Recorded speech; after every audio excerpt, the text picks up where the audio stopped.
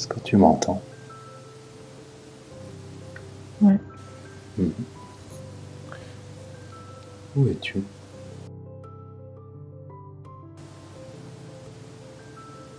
Je suis devant ce temple là. Je vois un temple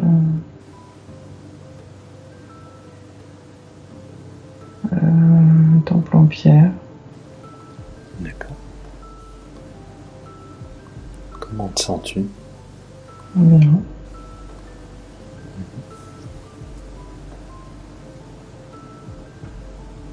Décris-moi ce que tu vois. Je vois pas vraiment, mais je sais que c'est là. Ce temple qui est là en pierre, il y a une espèce d'escalier central. D'accord. Là, comme une pyramide sur laquelle il manque le sommet en fait.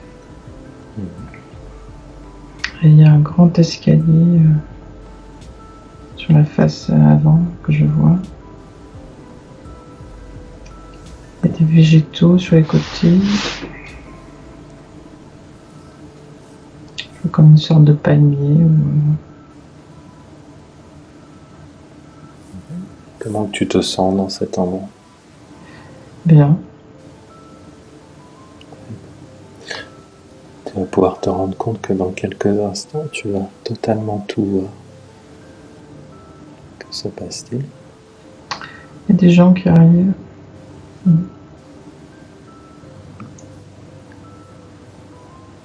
Des personnes qui sont là. Une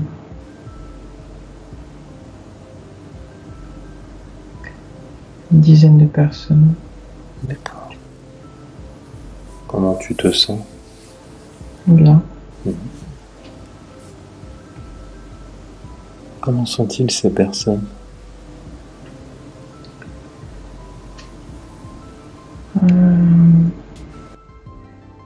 Ils sont comme des gens d'un peuple. Ils ont comme je vais dire une peinture jaune, c'est pas une peinture, mais ils sont affublés d'une terre jaune, ocre, avec des dessins blancs. Ils ont des lances avec eux. C'est pas des lances, en tout cas c'est pas des armes en tout cas. C'est une tribu en quelque sorte? Oui.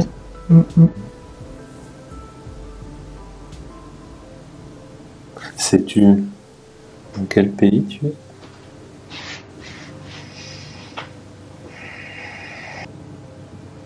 J'entends vaguement Makamoto, mais c'est pas ça. Et ça, cette sonorité-là. D'accord. Tu vas voir que dans quelques secondes, tu vas savoir sur quel continent, quel pays tu es.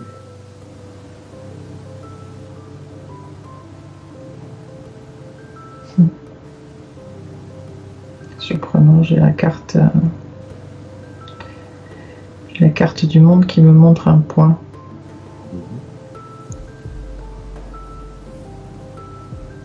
Où est-il ce point? C'est vraiment l'Amérique du Sud, mais dans le bas du continent. Je vois l'Amérique du Sud et le point il est là, juste en bas.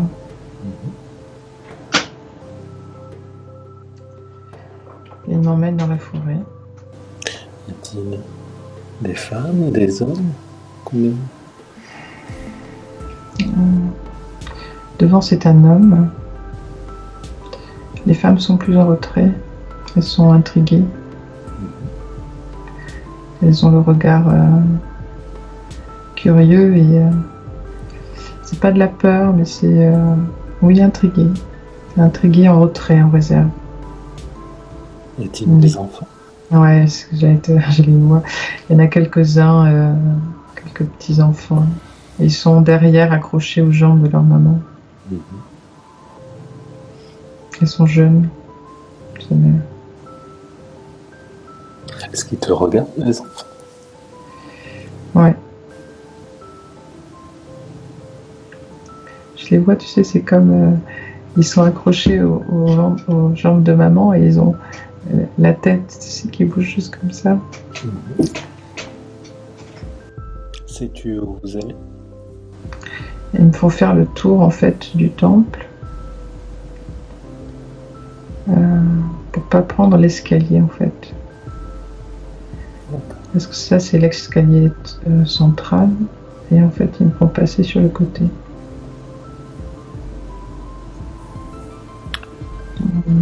Dans la végétation. C'est un grand temple? Ouais, il est immense. Très très grand. Très imposant. Et sobre. En pierre. Il n'y a aucun ornement dessus en fait. D'accord. Quel est le climat où tu te trouves? Humide. Il fait humide. Il fait pas froid, il fait plutôt chaud et humide. C'est la journée? Ouais. Il fait jour. Ouais, le soleil est légèrement au-dessus du temple. Qu'est-ce que ça représente, le temple, pour nous? Le premier mot qui me vient, c'est une histoire. C'est leur histoire et leur refuge. Bien derrière le temple, il y a un autre temple beaucoup plus petit. Et un plus petit, et c'est là qu'ils vont en fait. C'est là qu'ils m'amènent. D'accord. Est-ce qu'ils te parlent?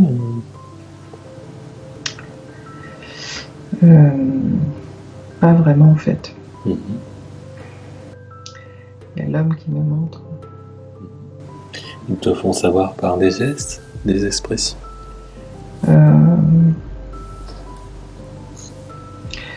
Ouais, il y a du non-verbal, il y a le regard, des gestes. Et quand ils parlent entre eux, ils ont leur langue à eux en fait. Après, c'est comme si ma tête les comprenait. Que se passe-t-il? Ils touchent mes cheveux. Ils me remontent le petit temple. Là. Il y a de l'eau. Il y a de l'eau dans le temple. C'est de l'eau sacrée. Est-ce qu'ils la boivent et qu'est-ce qu'ils en font de cette eau? Ouais. Ils me proposent d'en boire. Je vois comme une feuille. Ils me tendent une feuille, comme une feuille de... Je sais pas quel végétaux. Surprenant. Qu'est-ce qui est surprenant? Je suis surprise d'être accueillie de cette manière-là, tu vois. De me dire... Je suis surprise de voir qu'ils n'ont pas peur, en fait. Que se passe-t-il? Mais comme j'étais étonnée de voir qu'ils n'avaient pas peur, je me regarde, en fait, j'ai la peau... C'est pas ma peau. J'ai la peau foncée.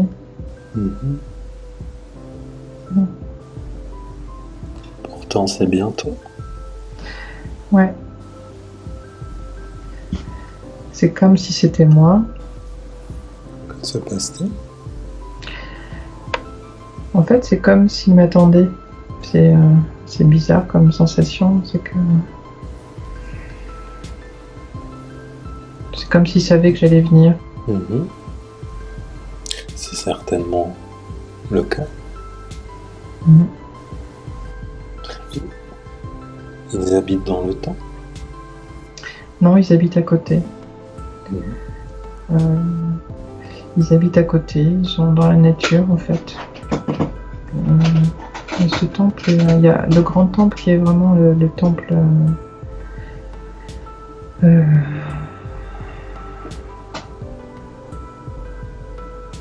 Ouais, j'entends vraiment les deux mots, la notion d'histoire et de refuge. C'est-à-dire qu'ils s'éloignent très peu du temple parce que c'est là où ils sont en sécurité. Ce temple les protège. D'accord. Et c'est ce qui témoigne de leur histoire. C'est leur racine. Est-ce qu'il a un nom, ce temps?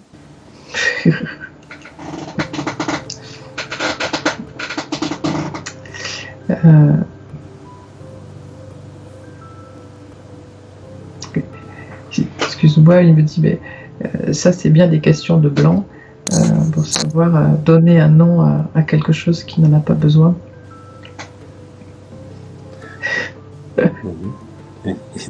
Ils n'ont pas tout à fait tort.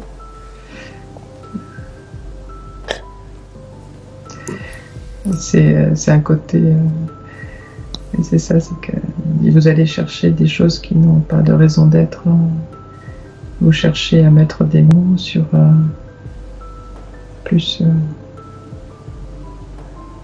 juste des sensations, des vécus. Et l'idée de venir, c'est pas de savoir, c'est juste de sentir, de percevoir, de vivre, de se connecter à cet endroit.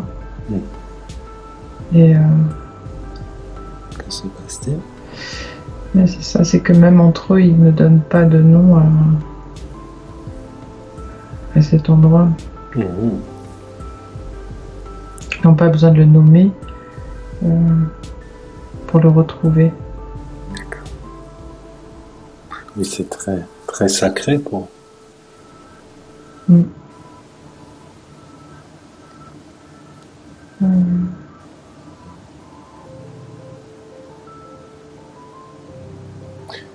Ont-ils connaissance de ma présence? Oui, ils t'entendent. Ils savent que tu es là. Et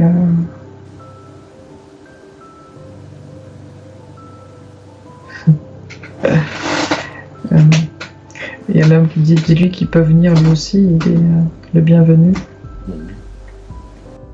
Peut-être une prochaine fois. Il m'a mis quelque chose au poignet, mais je ne sais pas ce que c'est, je n'arrive pas à le voir. Tu vas voir dans quelques secondes, tu vas pouvoir le voir. Ouais, c'est comme une espèce de bracelet rond. Comme un jonc. C'est épais. En métal jaune, je sais pas si c'est de l'or, j'en sais rien, c'est pas...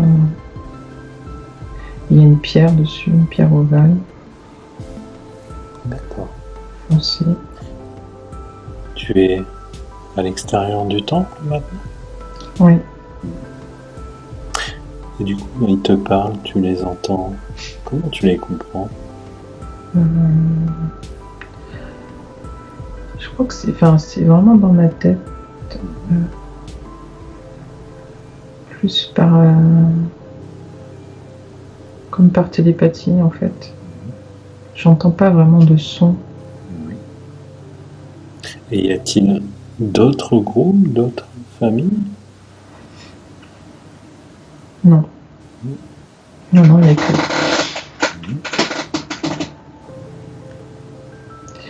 Il n'y a qu'eux, ils sont... ouais. Il y a vraiment une dizaine de personnes, ils ne sont pas très nombreux. Et il n'y a qu'eux ici, en fait. De quoi vivent-ils?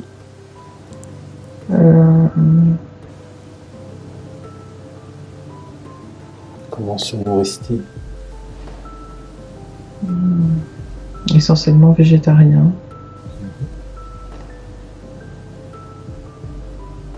Ils ont tout ici. Ils me montrent, ils me disent, il y a tout ici. On n'a besoin de rien d'autre. La nature nous donne... on garde la nature, on protège la nature et elle nous donne ce dont on a besoin. Est-ce qu'ils ont un conseil, un avis sur les autres peuples, les personnes qui vivent avec la matière?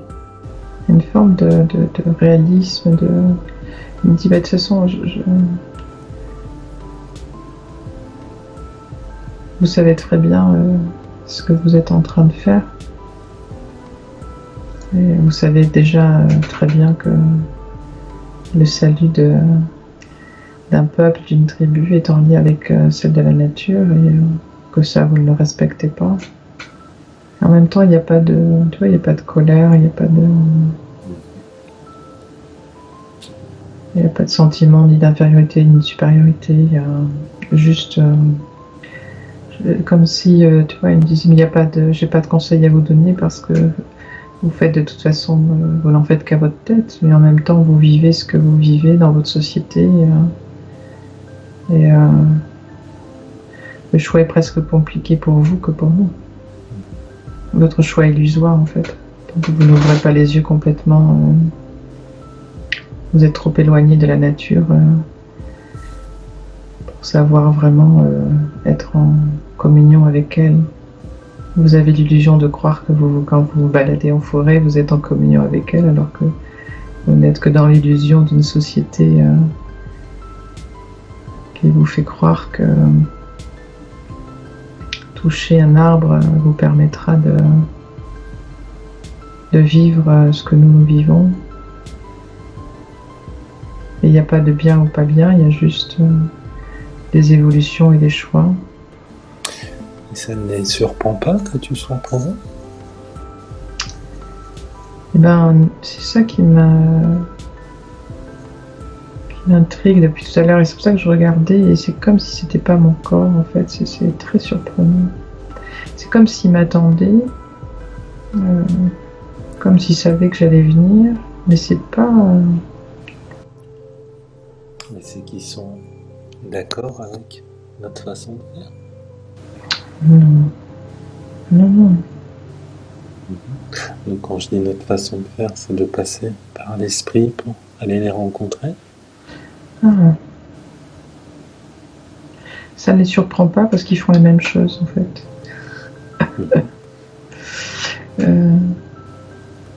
Ils font la même chose par la télépathie en fait. Ils font exactement la même chose.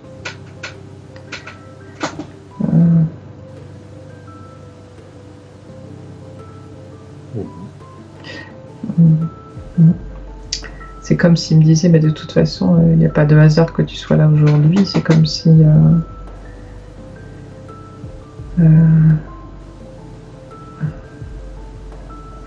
ton esprit est déjà venu et sans que tu le saches, ils font déjà des voyages comme ça, en fait, à leur manière. Surprenant.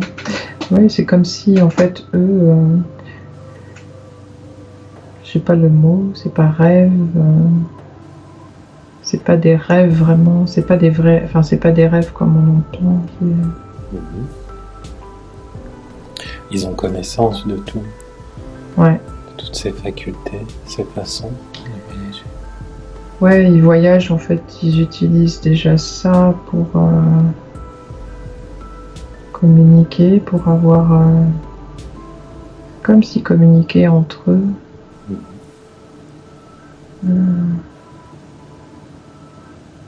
Déjà entre eux, ils communiquent dans le groupe là. Ils communiquent entre eux. Comme ils disent, ils n'ont pas besoin de parler, il n'y a pas besoin de mots, il n'y a pas besoin de... pour savoir ce que l'on pense. Et c'est intéressant. Ils disent que finalement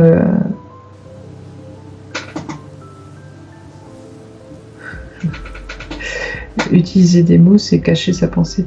C'est-à-dire quand tu as une pensée, tu laisses l'autre se connecter à ta pensée, c'est que là tu as complètement... tu es dans la... entre guillemets, c'est pas le bon terme, mais la vraie relation. La relation pleine et entière à l'autre, on n'a pas besoin de mots. Voilà. C'est-à-dire que quand tu es prêt à laisser l'autre venir dans ta pensée, ça veut dire que tu es complètement ouvert à ce que l'autre vienne. Il n'y a pas de sensation de se sentir...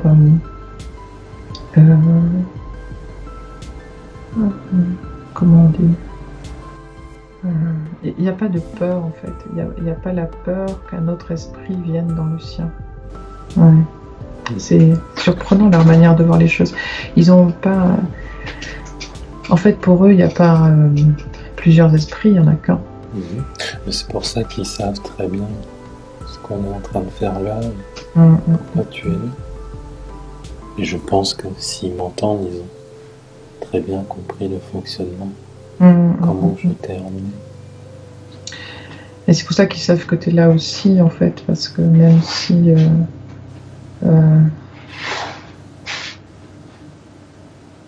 c'est pas qu'ils te voient pas, c'est qu'ils savent que tu es là, de toute façon. Et... ouais, il n'y a pas de peur, quoi. Pas de... Ils sont vraiment très très sereins, très posés, très... Ils vivent leur vie, ils sont bien, ils sont pas... Enfin, il n'y a même pas bien ou pas bien, quoi. C'est juste... ils sont là. Très bien. Peut-être ont-ils d'autres choses à te montrer, te faire découvrir.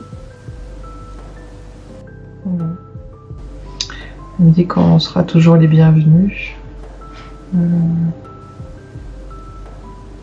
Mais que nous ne sommes pas prêts à vivre leur vie. Que se passe-t-il? Je les remercie. Ils me font toucher le temple. Je touche. Je sens le contact de la pierre humide. Où es-tu?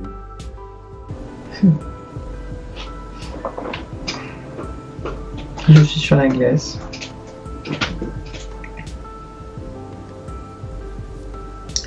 Et je vois un ours blanc au fond. Comment te sens-tu? Bien. J'allais dire que j'ai froid, mais même pas.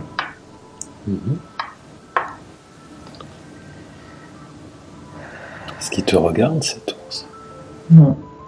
Non, il marche.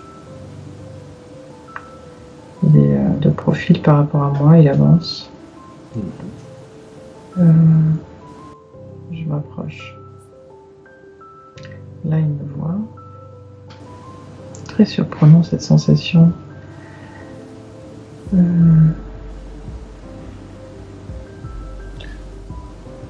Quelle est cette sensation? Eh bien, de se dire que face à un ours blanc, j'aurais cru avoir peur, tu vois, enfin peur. Lui aussi me faire peur, pas du tout, une espèce de contact qui se met en place. Je le touche, il me regarde. Il n'y a pas de...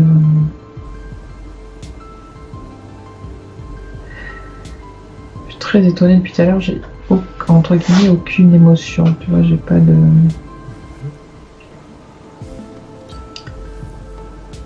Tout est calme en fait. C'est agréable. Moi ça me convient. Est-ce que tu vois tes mains? C'est plus les mêmes que tout à l'heure. C'est redevenu tes propres mains? Non, c'est pas les miennes, mais elles sont entre la peau est claire, là. Mais c'est pas les mêmes. Les doigts sont très longs, très fins. Elles touchent l'ours. Comme si je pouvais sentir le contact des poils. Ouais, c'est très surprenant cette sensation de découverte pure, comme j'imagine un enfant qui découvre pour la première fois quelque chose, sans rien d'autre que cette sensation-là en fait.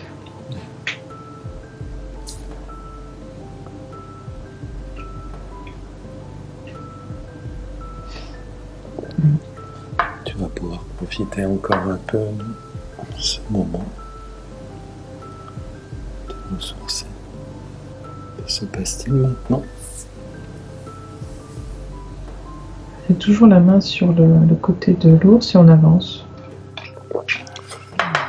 Comment te sens-tu?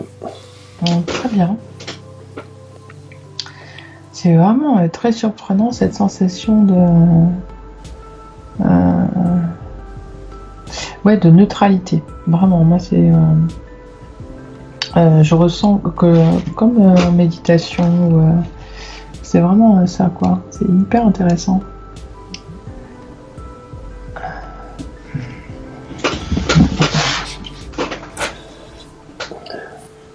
Une belle expérience. C'est intéressant de voir comment... alors, personnellement, j'ai vraiment du mal à visualiser. Je vois pas... Je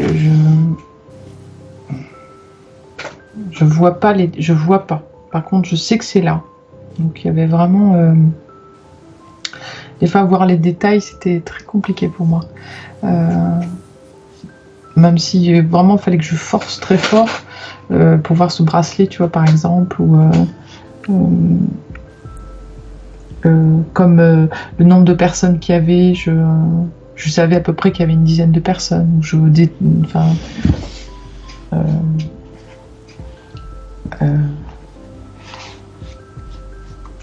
C'est entre la sensation des sens, vraiment. C'est de sentir sans vraiment sentir, c'est ça qui est surprenant. Ou de voir sans vraiment voir, ou d'entendre sans vraiment entendre, quoi. C'était toujours cette espèce de double sensation, moi, que j'ai, où j'entendais les grésillements de là, et en même temps le silence, quoi. J'avais les deux superposés en même temps. Et surtout, ouais, c'était cette sensation de neutralité, c'était vraiment ça. Qu'est-ce qui t'a le plus marqué?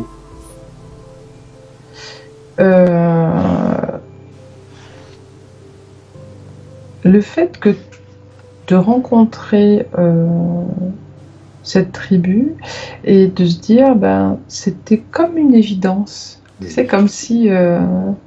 ouais, salut, quoi. Enfin, c'était... t'arrives là, et tu te dis, en fait, il t'accueille comme si c'était prévu, en fait. Voilà, t'arrives, ok. Et donc, du coup, je me pose la question de cette histoire de main, là, c'était pas ma main, c'était bizarre. Mais c'était ça, c'était vraiment cette sensation de se dire, t'es accueilli par des personnes voilà, c'est ok, c'est là. Puis je pense qu'ils ont donné beaucoup de détails, de détails. Pourquoi on était là et ils ont donné quelques détails. Ouais, sur la façon que ça fonctionne, entre guillemets. C'est pas la première fois que ça m'arrive. Ouais. Des rencontres comme ça.